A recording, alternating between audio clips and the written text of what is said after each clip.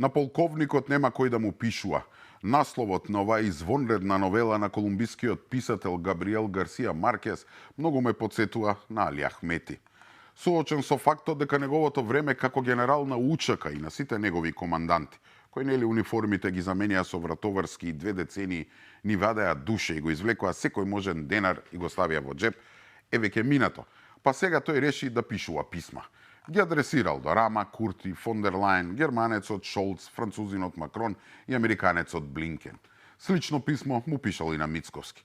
Во писанието Ахмети предупредува дека во Македонија била загрозена меѓуетничката стабилност и се враќале условите кои, замислете, биле причина за војната во 2001. Постоеле 3 причини за тоа. Одлуката да се укине балансерот, најавата дека и законот за двојазичност може да падне и клучно, тоа што се формирало владеачко мнозинство без праведна застапеност на заедниците. Сето ова според Ахмети представувала сериозна закана за мирот и стабилноста на земјата и во регионот во целина. Во суштина ни кажува дека ако тој не е во власта, тогаш ќе се вратела воената 2001 година. Пиша и остана жив.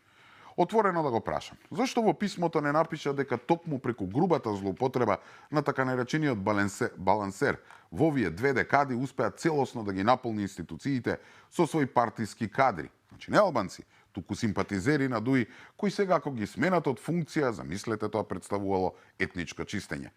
Нели Берово не може да живее без шумарот поставен од ДУИ. Што не пиша колку се почитува законот за двојазичноста, токму во средините каде што мнозинството се албанци, или во институциите кои до вчера раководеше токму ДУИ.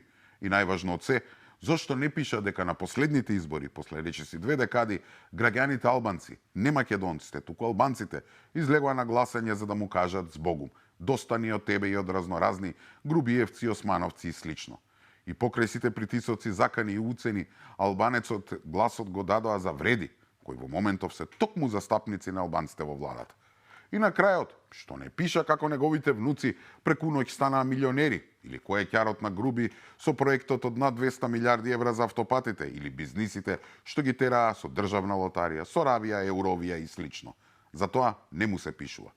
Па еднаш ги сменија војничките униформи со костуми вратоврски, сега се закануваат дека затоа што гледаат дека веројатно костумите и вратоврските ќе треба повторно да ги сменат со униформа, но не војничка, туку пругаста, затворска.